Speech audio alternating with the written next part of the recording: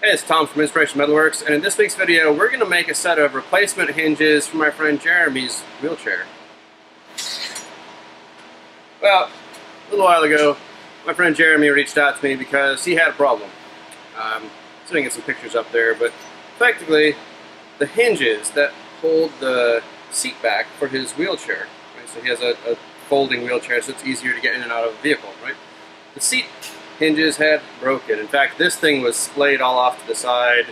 I heated it up to help straighten it out a little bit, but it's cast aluminum, and the replacement parts from the factory are just cost prohibitive. I mean, I was surprised at just how expensive this stuff was.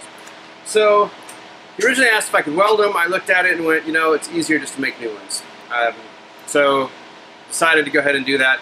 This video is going to be just on the machining side of it. I do have another video that I'm going to make about how I actually did the CAD in this one, because I had to get a little creative with this, because I didn't have the I didn't even have whole parts, or most of this is here, but there's a piece missing. I couldn't tell if it was broken off or not, and it's cast aluminum, right? So made it interesting. But let's just take a look at the machining for today. Now, just so you guys know, these when they cast them, they cast these so that it's got, I'll show you on the casting, it's got some of the features on both sides, right? Because they use this interchangeably.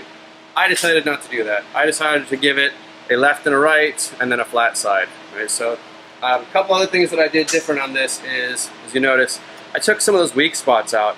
I talked to Jeremy, made sure that there's nothing that goes in there, and it's like, hey, we don't have to have them in there, let's get them out. This stuff, 6061, it's light, it's not going anywhere, it's going to be fine. So let's take a look at the machining process, and the only thing that I didn't do is I didn't show the final facing, but that's all it was. It was just decking off the extra material.